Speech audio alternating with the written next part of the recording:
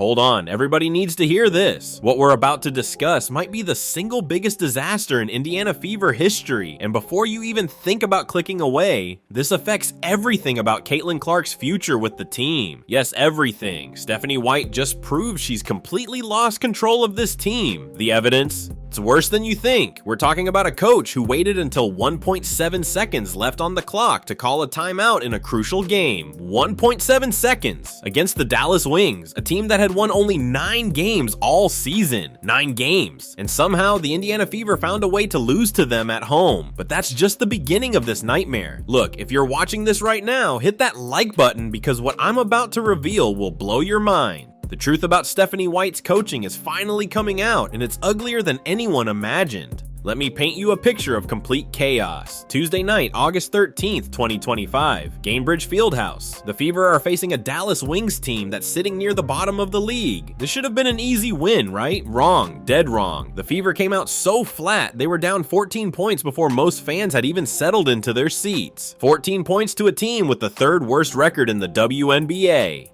But here's where it gets absolutely insane. Chloe Bibby comes off the bench in the first half and starts draining threes like she's playing a video game on easy mode. 3 consecutive 3-pointers. She's single-handedly keeping the Fever in the game. 11 points in just 12 minutes. The crowd is going wild. She's on fire. And what does our supposed defensive genius Stephanie White do? She benches her. That's right, folks. She benches the hottest hand on the court. You heard that correctly. Chloe Bibby hits 3 threes in the first half, scores 11 points in 12 minutes, and then barely sees the floor for the rest of the game. Meanwhile, Natasha Howard is struggling out there for 30 minutes. Brianna Turner is getting minutes. And let me tell you something, when Brianna Turner is getting significant playing time, you know something has gone terribly wrong with your rotation. The 3rd quarter was where everything fell apart, and I mean everything. The Wings went on a 19-0 run. 19-0 at home. How does that even happen at the professional level? The Fever looked like they'd never played basketball before. No timeout from White during the run, no adjustments, just standing there on the sideline like she's watching a completely different game.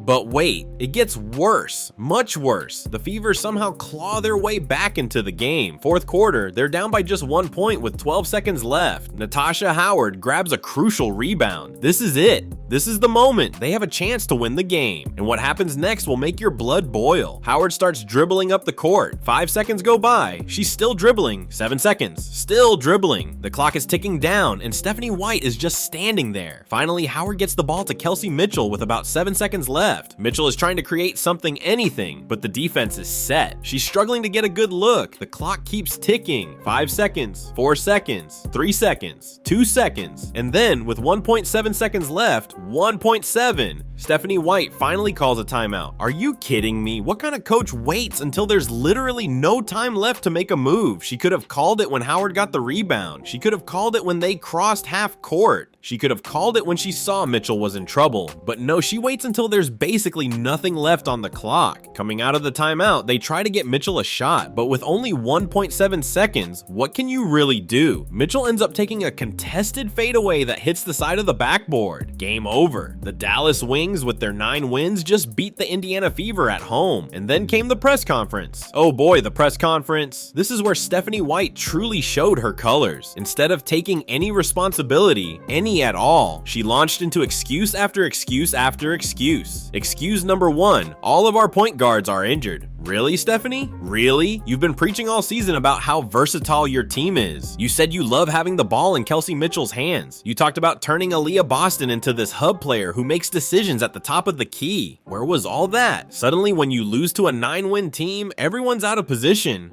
Excuse number 2, Dallas turned up the pressure. The Dallas Wings turned up the pressure. The team with 9 wins made things difficult for you? What does that say about your preparation? What does that say about your game plan? If the Dallas Wings can shut you down, what happens when you face actually good teams in the playoffs? If you even make the playoffs at this rate? Excuse number 3, and this one really takes the cake. There's a double standard in how people get their calls. She actually stood there and blamed the referees. Now look, were the refs bad? Sure, they were terrible, but the refs didn't make you give up a 19-0 run. The refs didn't make you fall behind by 14 points to a 9-win team. The refs didn't make you wait until 1.7 seconds to call a timeout.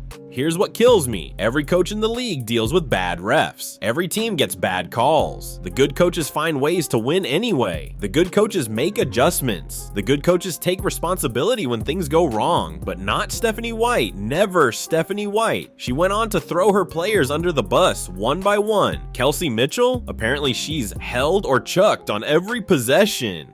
Aaliyah Boston? She's the worst officiated post player in the league. Really? Your all-star center is the worst officiated player in the league? That's your excuse? Not once did she say, I didn't have the team ready to play. Not once did she say, I made some mistakes with my rotations. Not once did she take any accountability whatsoever. It's always someone else's fault, always. And let's talk about those rotations for a second because this is absolutely mind-boggling. Chloe Bibby has been the brightest spot for the Fever lately. Since signing with the team in late July, she's been shooting 42% from three. 42%! She's exactly what this team needs. A stretch four who can space the floor and knock down shots. In her first game with the Fever, she scored 8 points in 11 minutes. In her second game, 10 points in 13 minutes. She was literally saving the team whenever she got on the court. And White's response? Bench her for entire games. Against the Mystics on Friday? 0 minutes. 0. The team is struggling to score, and your best three-point shooter is sitting on the bench in a suit. When asked about it, what was White's excuse? It was the matchup defensively. The matchup defensively? You're telling me that in a game where your offense goes completely stagnant, where you're shooting 7 for 21 from 3, you can't find any minutes for your best shooter because of defense? Make it make sense. Meanwhile, Damiris Dantas is out there barely able to keep up with the play. She's always the last one up the court. Natasha Howard can't make a layup to save her life, but they're getting minutes while Bibby sits. It's coaching malpractice, plain and simple. And here's what really gets me fired up. This is supposed to be Caitlin Clark's second year. This is supposed to be the year the Fever take the next step. They hired Stephanie White specifically because she was supposed to be this defensive mastermind who could take them to the next level. She was supposed to be the coach who could maximize Caitlin's talents and build a championship contender. Instead, what do we have? Caitlin has been injured multiple times this season. She's missed 20 games already. 20 games. And every time she's out, the team completely falls apart. Why? Because Stephanie White has no system. She has no plan. She just throws players out there and hopes for the best. Remember when White was with the Connecticut Sun? They were a well-oiled machine. Great defense, smart rotations, players always in the right spots. What happened? How did she go from that to this disaster we're watching in Indiana? I'll tell you what happened. She got exposed. When you have great players like the Sun had, it's easy to look like a good coach. But when you actually have to coach, when you have to make adjustments, when you have to develop young players, when you have to manage personalities, that's when you find out who the real coaches are. And Stephanie White, she's been exposed as a fraud. The fans see it. Oh, do the fans see it? Social media has been absolutely brutal, and rightfully so. One fan wrote, "I'm officially done with the Fever. Stephanie White is a horrible coach. I was rooting for this team even throughout injuries, but one thing is clear, they lost heart." Another said, "Stephanie Fraud White is literally the worst coach ever. Her rotations and adjustments are absolutely disgusting." These aren't just random trolls. These are diehard Fever fans who have been watching this team for years. They know basketball. They know what good coaching looks like, and they know that what they're seeing from Stephanie White isn't it. Even more damning, players around the league are starting to notice. You know it's bad when other WNBA players are subtweeting about your coaching decisions. When Rebecca Lobo, one of the most respected voices in women's basketball, is openly questioning your decisions on social media, you have a serious problem. And let's not forget about Sophie Cunningham.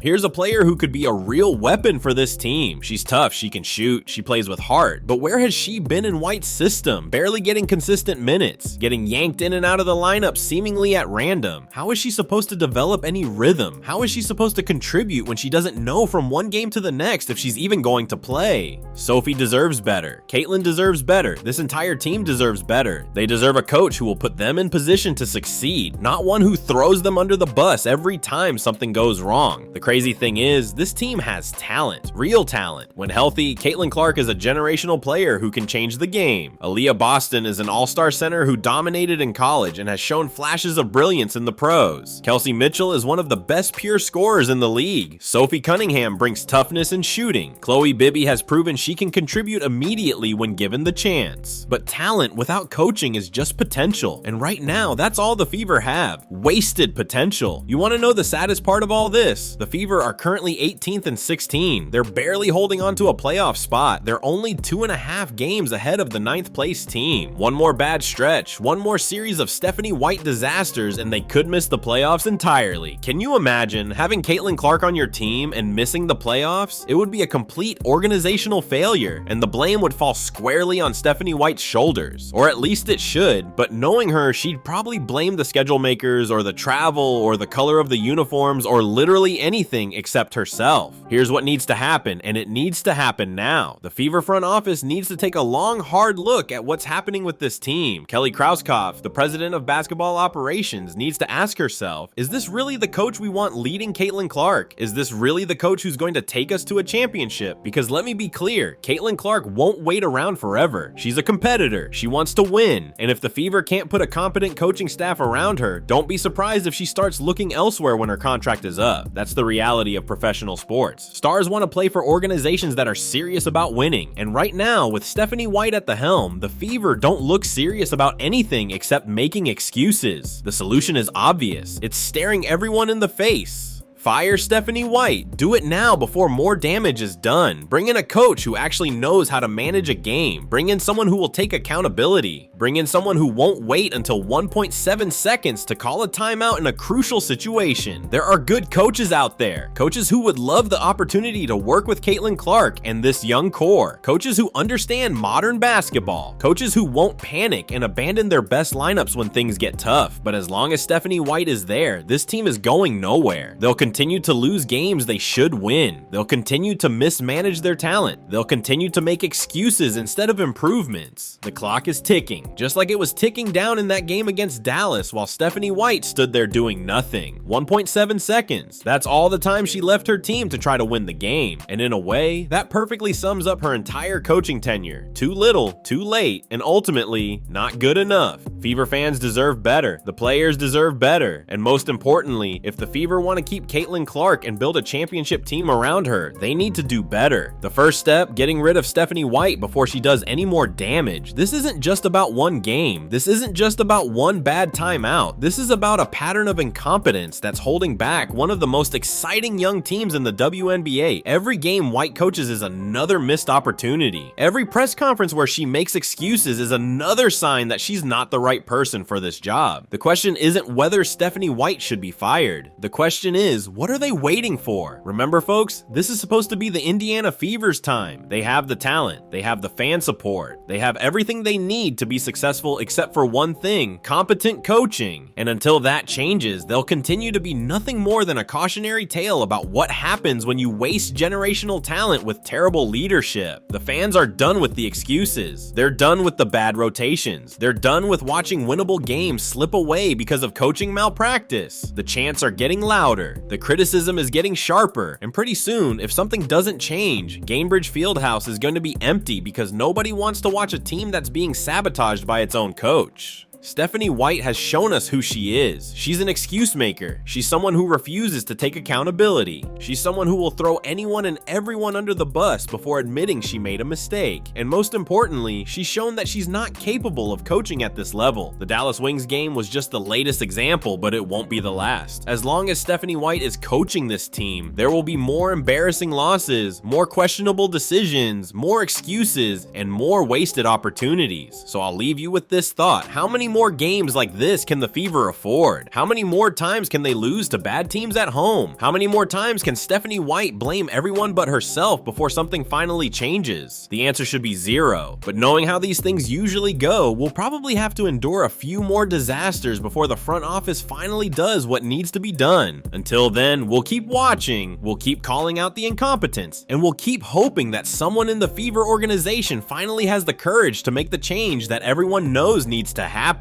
Fire Stephanie White, save the season, save the team, save Caitlin Clark's future in Indiana. It's that simple. What do you think? Let me know in the comments below. Are you as frustrated as I am with Stephanie White's coaching? Do you think she should be fired? And most importantly, who should replace her? Drop your thoughts down below, and don't forget to like and subscribe for more Indiana Fever coverage. We're going to keep bringing you the truth, no matter how ugly it gets. Peace out.